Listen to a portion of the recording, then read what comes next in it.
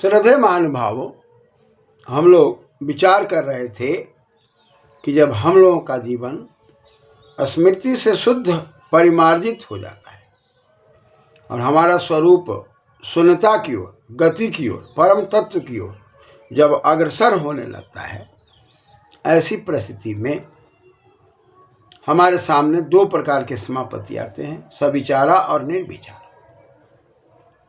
और इसमें सूक्ष्मता की बात आती है, सूक्ष्म विषय के द्वारा। निर्वितर्का सवितर्का से जब सूक्ष्म विषय का मार्ग प्रशस्त होने लग जाता है, जहाँ पर सूच पैशून्य अर्थ में सूचयति सूक्ष्म स्मरण प्रत्यय लगे सूक्ष्म शब्द बना, और विषिन्वन्ति इति विषय, हमारा जो बंधन है वहाँ से अलग हम हट जाते हैं।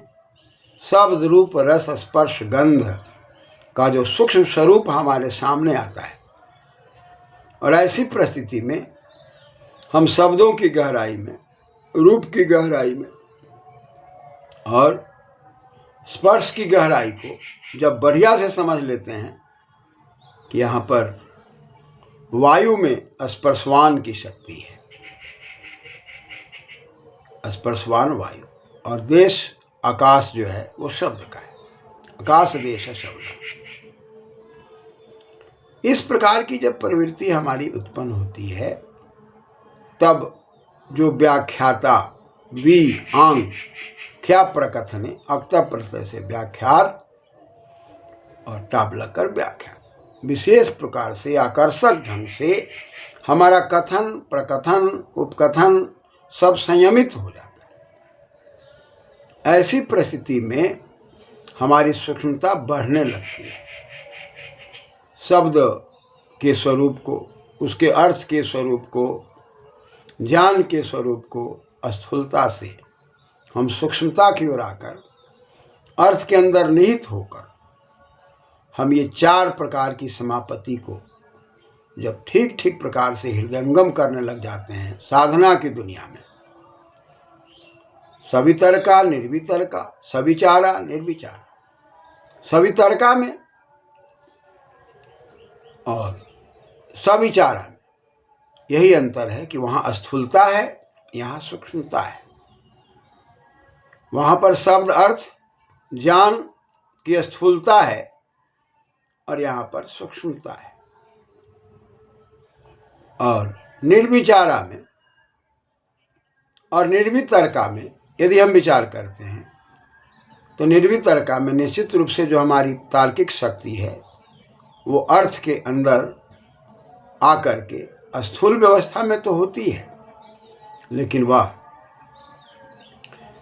हमारे सामने निर्वितर्का से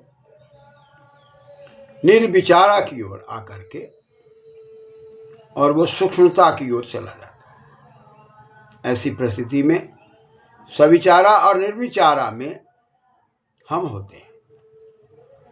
और वी उपसर्ग है, चर धातु है, घय प्रत्यय होके विचार बनता है, टाप लग के विचारा, और निरुपसर्ग के निर्विचारा। निश्चित रूप से हमारे विचार के अंदर जो गतिशीलता आती है वो सूक्ष्म होती है। सोचने समझने की शक्ति, शास्त्रों के अध्ययन करने की शक्ति, सूक्ष्मता से हम गहन से गहन विषयों पर चिंतन मनन करते हुए सूक्ष्म प्रवृत्ति को धारण करते हैं। तो इस प्रकार से इन सूत्रों के प्रसंगानुसार इनसे सविचारा और निर्विचारा समापत्ति की ओर जाने में हमें ये सवितर्का और निर्वितर्का समापत्ति सहयोग करते हैं।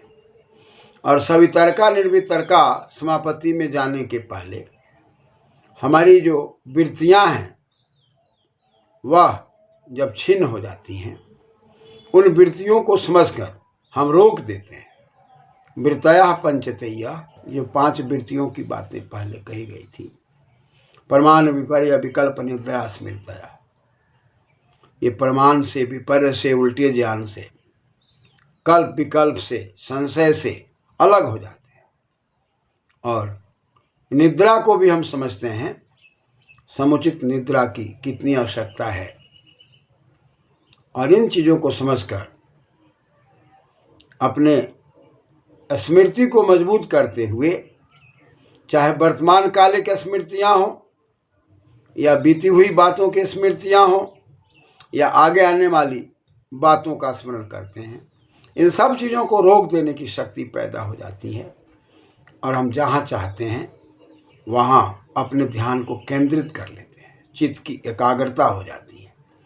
ऐसी परिस्थिति में सूक्ष्म से सूक्ष्म विषयों का अध्ययन बड़ा सरल हो जाता है और चाल में भी अंतर आ जाता है, व्यवहार में अंतर आ जाता है, चिंतन में अंतर आ जाता है। ऐसी परिस्थिति में साधक योग की दुनिया में जाकर, साधना की दुनिया में जाकर, जब वह विद्याध्ययन के क्षेत्र में आता है या वो विद्यार्थी बनता है या आचार्य बनता है या वो पढ़ने वाला बनता है या पढ़ाने वाला बनता है, वहाँ पर विषय वस्तु को बड़ी बारीकी से रखने लग जाता है। और जब बारीकी से विषय वस्तु को रखने लग जाता है, उस अंतराल का चिंतन, उस अंतराल का मनन बड़ा ही सुव्यवस्थित होता है। इसलिए सूत्रों का उद्देश्य है कि कोई भी विद्यार्थी बनकर या आचार्य बनकर विषय वस्तु को स्थापित करना चाहते हों या विषय वस्तु को हृदयंगम करना चाहते हों, तो ये साधना की दुनिया से आगे बढ़े। और ये साधना की दुनिया हमारे आपके जीवन के लिए सरल, सहज है। इसलिए साफ शब्दों में बात कही जा रही है कि हम अपने जीवन को शून्य की ओर ले जाते हैं, और शून्य की ओर ले जाने में जब हम परम तत्व की व्यवस्था से गतिशील हो जाते हैं, तब वो शून्य की व्यवस्था होती है। एक लोकाचार का शून्य है और एक आध्यात्मिक शक्ति का शून्य है। आध्यात्मिक शक्ति में जो शून्य है वहाँ से गतिशीलता है, और लोकाचार का जो शून्य है वह खाली की ओर इंगित करता है, जहाँ पर हम राग द्वेष के तनाव में आकर के, एक दूसरे से ईर्ष्या के तनाव में आकर के अपने दिमाग को खाली कर लेते हैं, जहाँ से दिमाग का चिंतन रुक जाता है, अवरुद्ध हो जाता है। सूक्ष्म बातों को हम सोच नहीं पाते, समझ नहीं पाते। लेकिन जब हम राग द्वेष से ऊपर उठ जाते हैं, किसी भी व्यक्ति की वाणी का प्रहार आपके शरीर पर होने के बाद भी उस प्रहार से आप नहीं बौखलाते, चाहे वो क्रोध की दशा हो, लोभ की दशा हो, मोह की दशा हो। इस संसार में आने के बाद प्रायः हर व्यक्ति व्यंग्यात्मक प्रहार करता ही रहता है, और उस व्यंग्यात्मक प्रहार से व्यक्ति का व्यक्तित्व जूझता रहता है, और उसमें चिंतन मनन करता हुआ कभी अपने व्यक्तिगत दिनचर्या को खो देता है, कभी सामाजिक दिनचर्या को खो देता है, कभी व्यक्तिगत कार्यों को खो देता है, कभी सामाजिक कार्यों को खो देता है। लेकिन इससे ऊपर उठ करके जब वो सविचारा में आ जाता है, निर्विचारा में आ जाता है, तब उसके विचार की सूक्ष्मता गतिशीलता में परिणत हो जाती है। कि विचार वहाँ गति के अर्थ में और निर यहाँ पर निश्चितता के अर्थ में है, और सविचारा में विचार के साथ है। दो प्रकार के विचार हैं, एक लौकिक हैं और एक अलौकिक है। लौकिक विचारों के प्रहार से हम जब बचने लग जाते हैं, प्रहार का प्रभाव नहीं पड़ता। लौकिक प्रहार करने वाले को सचेतन होकर के, न्याय संगत सोच करके, शास्त्रीय बुद्धि से सोच करके, सामाजिक बुद्धि से सोच करके एक समूह में हम निर्णय लेकर के और व्यवहार देते हैं, तब हम ऊपर की ओर उठने लग जाते हैं। और जब समूह में नहीं आते, व्यक्तिगत निर्णय देने लग जाते हैं, व्यक्तिगत आवेश में आ जाते हैं, व्यक्तिगत प्रहार करने लग जाते हैं, तब हम लौकिक वृत्तियों में होते हैं। लेकिन जब व्यक्तिगत ना करके हम कौन हैं, कहाँ हैं, किस पद पर हैं, हमारी अवस्था क्या है, जो व्यक्ति प्रहार कर रहा है उस प्रहार का जवाब वाणी है या दंड है या सामाजिक है, इन सब पर चिंतन करता हुआ व्यक्ति सविचारा निर्विचारा की ओर, सूक्ष्मता की ओर बढ़ जाता है, और अत्यंत सूक्ष्म से सूक्ष्म होकर के वह सबीज तो रहता है, उसके अंदर कुछ न कुछ वृत्तियों के बीज रहते हैं, लेकिन उन बीजों पर चिंतन करके मनन करके वो सूक्ष्मता की ओर चला जाता है।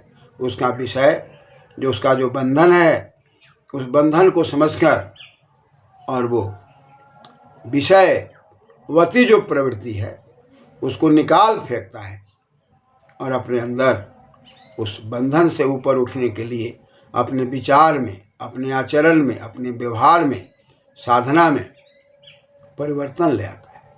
तो इस प्रकार से ये समापत्ति जो है ठीक प्रकार से संतुलित गति हमारे जीवन में आती है। वो 4 प्रकार के से है, वो सवितर्का, निर्वितर्का, सविचारा, निर्विचारा, जहाँ पर तर्क वितर्क भी हमारे संयमित हो जाते हैं और विचार सूक्ष्म हो जाते हैं। और ऐसी परिस्थिति में साधक साधना करता हुआ आगे समृद्ध हो जाता है, जहाँ पर आनंद, जहाँ पर सूक्ष्मता, जहाँ पर चिंतन मनन, गहन शास्त्रों के द्वारा निर्णय लेने की शक्ति स्वयं आमंत्रित होने की स्थिति में होती है। धन्यवाद।